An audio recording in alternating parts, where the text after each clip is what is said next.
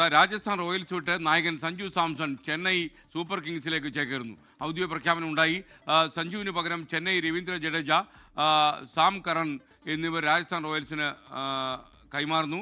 അനിൽ വാസുദേവ് ഈ കൈമാറ്റത്തിൻ്റെ കൂടുതൽ വിവരങ്ങളുമായി നമുക്കൊപ്പം ചേരുന്നു. സ്പോർട്സ് ഡെസ്കിൽ നിന്ന് അനിൽ, ഗുഡ് മോർണിംഗ്.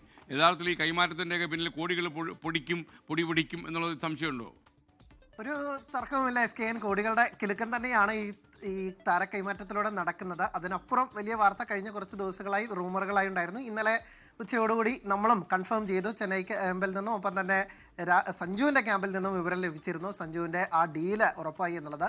ഔദ്യോഗിക പ്രഖ്യാപനം ഇന്നലെ ഉച്ചയ്ക്ക് 3 മണിക്കുണ്ടാകുമെന്നായിരുന്നു ആദ്യം പ്രതീക്ഷിച്ചത്. പക്ഷേ ചില കാരണങ്ങളാൽ അത് ഇന്നത്തേക്ക് മാറി. പക്ഷേ വൈകിയെങ്കിൽ പോലും ചെന്നൈ ആരാധകരെ സംബന്ധിച്ചിടത്തോളം വലിയ സന്തോഷം നൽകുന്നു. ഒപ്പം തന്നെ സഞ്ജുവിൻ്റെ ആരാധകരിൽ പലർക്കും വളരെയധികം സന്തോഷം നൽകുന്ന ഒരു പ്രഖ്യാപനമാണ് വന്നിരിക്കുന്നത്. ചെന്നൈയെ പോലെ ഒരു മുൻനിര ടീമിലേക്ക് സഞ്ജു വരണമെന്ന് ആഗ്രഹിക്കുന്ന പല ആളുകളുമുണ്ട്. പലരും അത് തുറന്നു പറഞ്ഞതാണ്. അങ്ങനെ ഔദ്യോഗിക പ്രഖ്യാപനം വന്നു. 18 കോടി രൂപയ്ക്കാണ് രാജസ്ഥാൻ റോയൽസ് നായകനായ സഞ്ജുവിനെ ചെന്നൈ റാഞ്ചിയിരിക്കുന്നത്. പകരം രവീന്ദ്ര ജഡേജ, സാം കറൻ ഇംഗ്ലണ്ടിൻ്റെ ഓൾറൗണ്ടറാണ്, അദ്ദേഹത്തെയും കൈമാറിയിട്ടുണ്ട്. 14 കോടി രൂപയാണ് ഈ ഡീലിൽ രവീന്ദ്ര ജഡേജയ്ക്ക് കിട്ടുക. ഒപ്പം തന്നെ സാം കറനും ഏതാണ്ട് ചെറിയൊരു തുക ലഭിക്കുന്നുണ്ട്.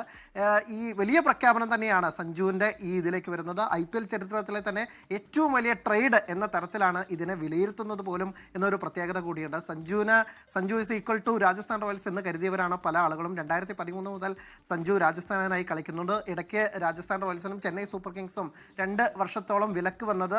ആ 2 വർഷങ്ങളിൽ മാത്രമാണ് സഞ്ജു ഡൽഹിയിൽ പോയി കളിച്ചത്. ബാക്കി എല്ലാ സമയത്തും സഞ്ജുവിൻ്റെ കരിയറിലുടനീളം കളിച്ചിരുന്ന ഒരു ടീം രാജസ്ഥാൻ റോയൽസ് ആണ്. അവരുടെ ക്യാപ്റ്റനാണ് ദീർഘകാലമായി ഉണ്ടായിരുന്നത് 2021 മുതൽ 2025 വരെ. അതിൽ 2022 കാലയളവിൽ ഫൈനൽസിൽ എത്തിക്കാനും സാധിച്ചു. എന്തായാലും അങ്ങനെ വലിയ പ്രഖ്യാപനം വന്നിരിക്കുന്നു. സഞ്ജു ഇനി ചെന്നൈ മന്നനായി മാറിയിരിക്കുന്നു. ലോകത്തെവിടെയായാലും ഏത് സമയത്തും 24 വാർത്തകളും ഓഗ്മെന്റഡ് റിയാലിറ്റി പാക്കേജുകളും എക്സ്പ്ലെയിനറുകളും വിശദമായി കാണാൻ ഞങ്ങളുടെ യൂട്യൂബ് ചാനൽ നിങ്ങൾക്ക് സബ്സ്ക്രൈബ് ചെയ്യാം.